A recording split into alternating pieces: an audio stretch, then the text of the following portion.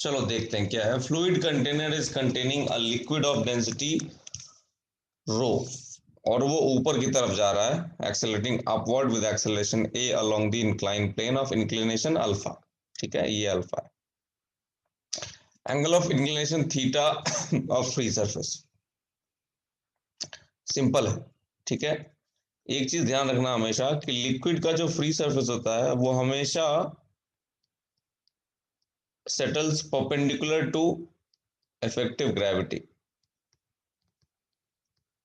ठीक है, अब इफेक्टिव ग्रेविटी का फॉर्मूला क्या होता है ये अपने को याद रखना है, ये चीज बहुत इंपॉर्टेंट है, आगे बहुत काम आने वाली है। सॉरी, जी वेक्टर माइनस ए वेक्टर। तो इस केस में चूंकि इंक्लाइन पे जा रहा है तो ये तो कस्टमरी है कि मैं क्या करता हूं, मैं इधर इधर x लिखता हूं, लेट्स से ये प्लस x है, और परपेंडिकुलर टू द इंक्लाइन क्या लिख लेता हूं, प्लस y लिख लेता हूं। चलेगा? बोलो। अब जो हाँ ग्रेविटी सर। एक्ट कर रही है, ग्रेविटी एक्ट कर रही है, ग्रेविटी को दो पार्ट में तोड़ते हैं हम लोग। किधर किधर, इधर इधर कितना होगा, याद है? जी साइन अल्फा, क्यों? और इधर कितना होगा, जी कॉस अल्फा।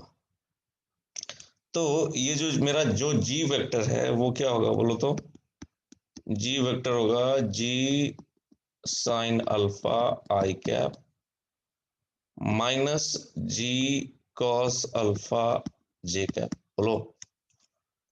अरे हाँ कि ना? तो जो इफेक्टिव ग्रेविटी होगी उसको वेक्टर फॉर्म में जब लिखोगे तो ये तो ठीक है, जी वेक्टर आ गया जी साइन अल्फा आई कैप माइनस जी कॉस अल्फा जे कैप, इसमें तो कोई दिक्कत नहीं है। माइनस जो एक्सेलरेशन है, एक्सेलरेशन वेक्टर कैसे लिखोगे, वो किस डायरेक्शन में है, नेगेटिव एक्स में है, तो इसलिए माइनस ए आई कैप लिखूं क्या? बोलो बोलो। तो हाँ लेफ्ट हैंड सर। देखो लिख रहा हूं मैं, जो इफेक्टिव ग्रेविटी है वो मेरे ऐसा कुछ आएगा, जी साइन अल्फा प्लस ए आई कैप, ठीक है, माइनस जी कॉस अल्फा जे कैप। मानते हो? यहां तक लिखो। फिर अपन आगे चलेंगे। तो ये जो इफेक्टिव ग्रेविटी मिला, इसको ड्रॉ किया जाए, है ना? जो कोऑर्डिनेट सिस्टम हमने चूज किया था, कोऑर्डिनेट सिस्टम क्या चूज किया था हमने, देखो तो ऐसा कुछ चूज किया था, है ना?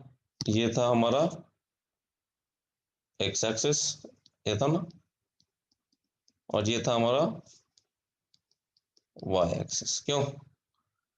तो जो इफेक्टिव ग्रेविटी आ रही है वो एक्स एक्सिस में कितनी आ रही है, जी साइन अल्फा प्लस ए, और वाई में कितनी आ रही है, जी कॉस अल्फा, नीचे के डायरेक्शन में नेगेटिव। तो ये मेरा इफेक्टिव ग्रेविटी का एक्स कंपोनेंट, और इधर वाला मेरा इफेक्टिव ग्रेविटी का वाई कंपोनेंट। ध्यान रहे वाई कंपोनेंट नेगेटिव है, दिख रहा है क्या? तो ये कितना है, ये है जी कॉस अल्फा, ये नीचे के डायरेक्शन में ड्रॉ किया क्योंकि वो नेगेटिव है। और ये जो चीज आ रही है वो कितनी आ रही है, जी सॉरी, जी साइन अल्फा प्लस ए। तो ये मेरा इफेक्टिव ग्रेविटी है। दिख रहा है क्या गुरु? दिख रहा है ये?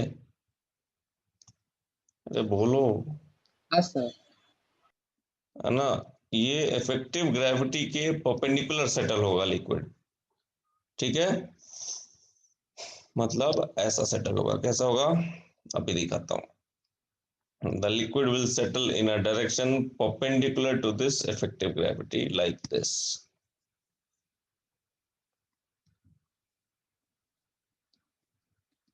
Yes, दिख रहा है ये? और हमको निकालना है कौन सा एंगल, ये मेरा लिक्विड का सरफेस है, फ्री सरफेस है, दिख रहा है? ये जो ग्रीन लाइन में ड्रॉ कर रहा हूँ वो, तो ये एंगल थीटा है, ये थीटा फाइंड करना है ना अपने को। तो ये थीटा है, ये कितना होगा, ये 90 माइनस थीटा होगा, मानते हो, क्योंकि ये फुल एंगल जो है वो 90 डिग्रीज है, तो ये एंगल जो है वो भी थीटा हो जाएगा। तो बेसिकली tan थीटा की वैल्यू क्या होगी बताओ जरा, बोलो। tan थीटा की value this by this which is equal to g sin alpha plus a divided by g cos alpha. Simple. So B will be your answer. Yes. बोलो।